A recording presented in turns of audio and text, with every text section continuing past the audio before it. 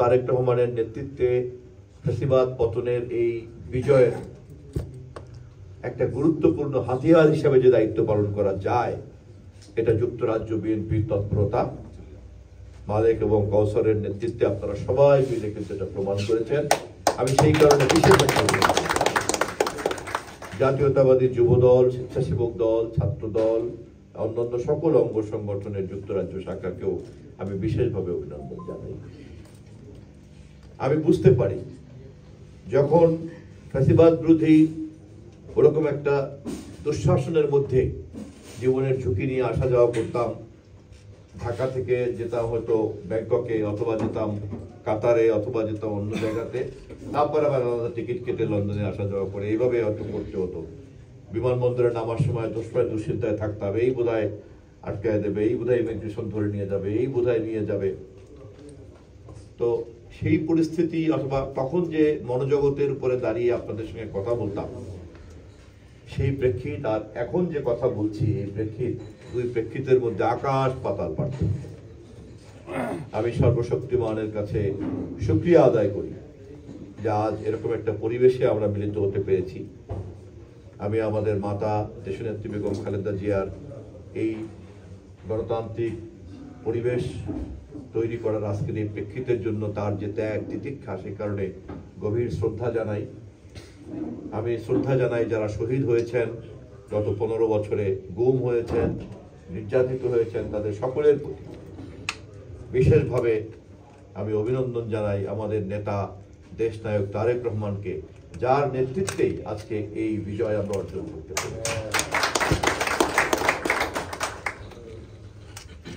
দেশনেত্রী বেগম খালেদা জিয়া যখন কারাগারে তাকে গ্রেপ্তার করে নিয়ে গেল এবং তারপরে যখন ভারপ্রাপ্ত চেয়ারম্যানের দায়িত্ব নিলেন, তখন থেকে 5ই আগস্টের হাসিনার পতন পর্যন্ত বিএনপিকে নেতৃত্ব দেওয়ার এই পর্বটিকে যদি আমরা দেখি তাহলে খেয়াল করব,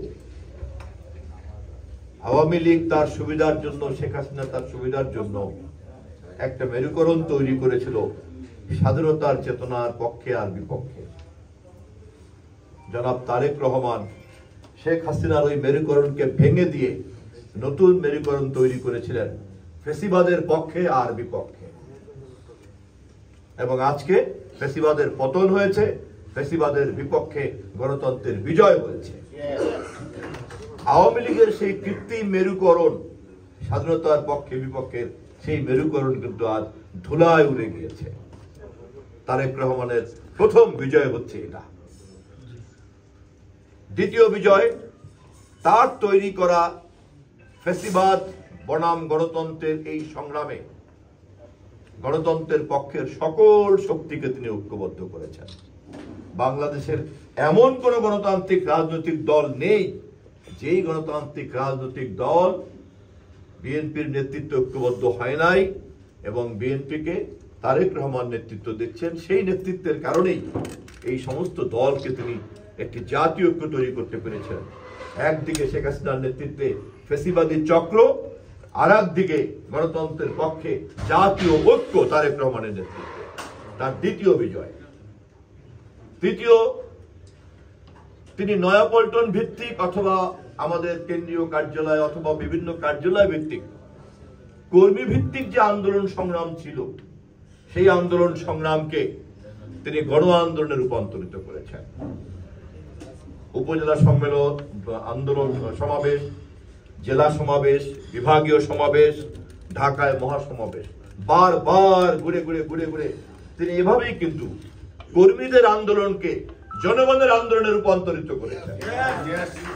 তারেক রহমানের অবদান, এবং এই কাজ তিনি প্রতি সময় করেছেন ভার্চুয়ালি। ডিজিটাল পাওয়ার, ইন্টারনেটের পাওয়ারকে কাজে লাগিয়ে তিনি এই কাজ করেছেন, এবং আপনারা এই কাজ উনি লন্ডন শহরে বসে করেছেন। সেই কাজ করার জন্য যত ধরনের সহযোগিতা, সেই সহযোগিতা যুক্তরাজ্য বিএনপি আপনারা দিয়েছেন। তার এই কৃতিত্বের পিছনে আপনাদেরও একটা বিশাল অবদান আছে। আপনারা জানেন, আমি সহ, মহাসচিব সহ আমরা বারবার কারাগারে গিয়েছি, আসছি। এমনকি 5 তারিখেও আমরা কারাগারে ছিলাম, 6 তারিখে ছাড়া পেয়েছি। পুলিশ হত্যার মামলা, অস্ত্র ছিনতাইয়ের মামলা, টিভি ভবনের আগুনের মামলা, সড়ক কি সেতু ভবনের মামলা, মেট্রো রেলের মামলা, প্রতিটি মামলায় 1 থেকে 10 নম্বর পর্যন্ত স্ট্যান্ডিং কমিটির নেতারা আর আমরা 2-1 কমন। এবং খুবই অদ্ভুত ব্যাপার, আমি তো মিটিং মিছিল করি না, কারণ আমার দায়িত্ব অন্য, আমি মিডিয়াকে নিয়েই দায়িত্বে ছিলাম, ঘরের মধ্যে বসে কাজ করতাম, কার্যালয়ের মধ্যে কাজ করতাম, কিন্তু ঠিকই এই মামলাগুলির প্রতিটির আসামি। কেননা এখন হচ্ছে গণমাধ্যমের যুগ, সোশ্যাল মিডিয়ার যুগ, কমিউনিকেশনের যুগ, ইন্টারনেটের যুগ, এবং সেই কাজটা যেহেতু বিএনপি মিডিয়া সেল করত, আর এই বিএনপি মিডিয়া সেল জন্ম দিয়েছেন তারেক রহমান। এটা হলো তার 4র্থ বিজয়। এভাবেই সমস্ত আন্দোলন সংগ্রামকে এমন ভাবে তিনি তৈরি করেছেন যে গোটা বাংলাদেশে মানুষের যে ক্ষোভ, সেই ক্ষোভকে তিনি একটি বারুদের স্তূপে পরিণত করেছেন। 56,000 বর্গমাইলের বাংলাদেশ শেখ হাসিনার বিরুদ্ধে একটা বারুদের স্তূপে পরিণত হয়েছিল। একটা বারুদের স্তূপে যখন দেশলাইয়ের কাঠি দিয়ে কেউ ছুঁড়ে মারে, তখন সেটা বিস্ফোরণ ঘটে। কোন কোন দেশলাইয়ের কাঠি ছুঁড়ে মারার পরেও বিস্ফোরণ ঘটে না, পরে আরেকটা মারতে হয়, আরেকটা মারতে হয়। দেশলাইয়ের কাঠিতে যে পরিমাণ বারুদ থাকে আর বারুদের স্তূপে যে পরিমাণ বারুদ থাকে, দুইয়ের পরিমাণগত পার্থক্য কিন্তু অনেক। তারেক রহমানের নেতৃত্বে বাংলাদেশ তৈরি হয়েছিল ফ্যাসিবাদের বিরুদ্ধে বারুদের স্তূপ। জুলাইয়ে সাহসী ছাত্রগণ অভ্যুত্থান কেবলমাত্র একটা দেশলাইয়ের কাঠির দায়িত্ব পালন করেছিল। এই দেশলাইয়ের কাঠি যদি ব্যর্থ হতো, আমরা আবারও অন্য কোনো দেশলাইয়ের কাঠি ব্যবহার করতাম। কারণ বারুদের স্তূপ যারা তৈরি করতে জানে, তারা গার্মেন্টস শ্রমিকদেরকে দিয়েও দেশলাইয়ের কাঠি তৈরি করতে পারে, ছাত্রদেরকে দিয়েও দেশলাইয়ের কাঠি তৈরি করতে পারে, কৃষকের বিদ্রোহ দিয়েও দেশলাইয়ের কাঠি তৈরি করতে পারে। এমনকি তিউনিসিয়াতে আবু আবজা নামে এক ভদ্রলোক গায়ে আগুন দিয়েছিল পেট্রোলের দাম বাড়ানোর কারণে, আপনারা জানেন। এবং সেখানে কেমন করে তিউনিসিয়াতে আরব বসন্ত তৈরি হয়েছিল একটা মানুষের আত্মহত্যার কারণে। অতএব যে কোনো সময় যে কোনো দেশলাই আমরা তৈরি করতে পারতাম, কিন্তু বারুদ কিন্তু একদিনে তৈরি হয় না, বারুদের স্তূপ কিন্তু একদিনে তৈরি হয় না। তারেক রহমান 17 বছর যাবত বাংলাদেশকে ফ্যাসিবাদের বিরুদ্ধে এই বারুদের স্তূপে পরিণত করেছে।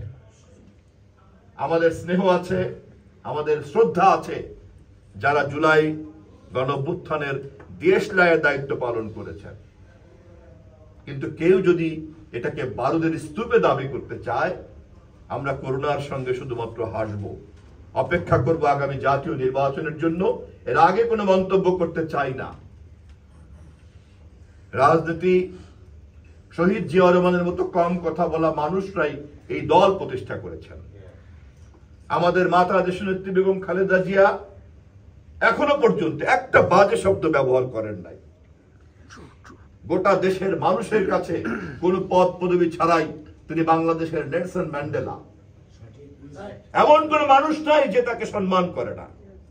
পলাতক শেখ হাসিনা থেকে শুরু করে আওয়ামী লীগের প্রত্যেকটা নেতা কর্মীর ভবিষ্যৎ নির্ভর করে তারেক রহমানের নেতৃত্বে। বাংলাদেশ জাতীয়তাবাদী দল এই রাষ্ট্রকে একটি গণতান্ত্রিক রাষ্ট্রে পরিণত করতে পারবে কি পারবে না, সামাজিক নিরাপত্তা দিতে পারবে কি পারবে না, সাংবিধানিক অধিকারকে প্রতিষ্ঠা করতে পারবে কি পারবে না, মৌলিক মানবাধিকারকে প্রতিষ্ঠা করতে পারবে কি পারবে না, এই সকল প্রশ্নের উত্তর দেওয়ার একমাত্র সম্ভাবনাময় ক্ষমতাবান মালিক সর্বশক্তিমানের দোয়ায় একমাত্র তারেক রহমান।